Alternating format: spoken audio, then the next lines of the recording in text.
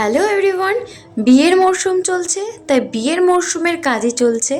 আগে দর্পণ দেখিয়েছি, আজ করতে চলেছে একটা গাছ কৌটোর কাজ। এই গাছ কৌটোটায় আমি একটু ক্লে দিয়ে নতুনত্ব কিছু করতে চেয়েছিলাম, তবে করতে পারিনি কারণ এটা অর্ডারের কাজ ছিল। ক্লায়েন্ট চয়েস, ক্লায়েন্ট যেমন চাইবেন তেমনটাই দিতে হবে। নেক্সট টাইম আমি যেটা চেয়েছি সেটা অবশ্যই তোমাদের সাথে করে শেয়ার করব। যিনি নেবেন তিনি এমনটাই চেয়েছেন, তবে হ্যাঁ উনি ফটো পাঠিয়েছিলেন।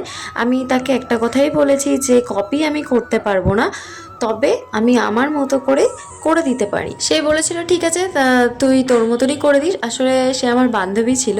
এই গাছকৌটো মূলত বাঙালি বিয়ে এবং অন্যান্য সামাজিক অনুষ্ঠানে ব্যবহৃত হয়, যা নববধূর বৈবাহিক অবস্থা ও নতুন জীবনের সূচনাকে বোঝায়।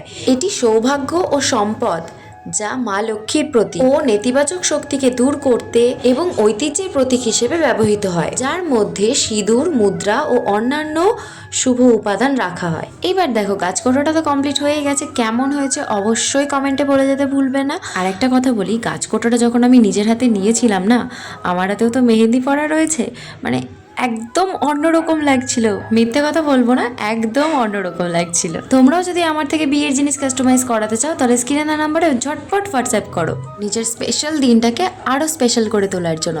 সকলে সুস্থ থেকো, ভালো থেকো, আনন্দ থেকো। আজকের মতো টাটা।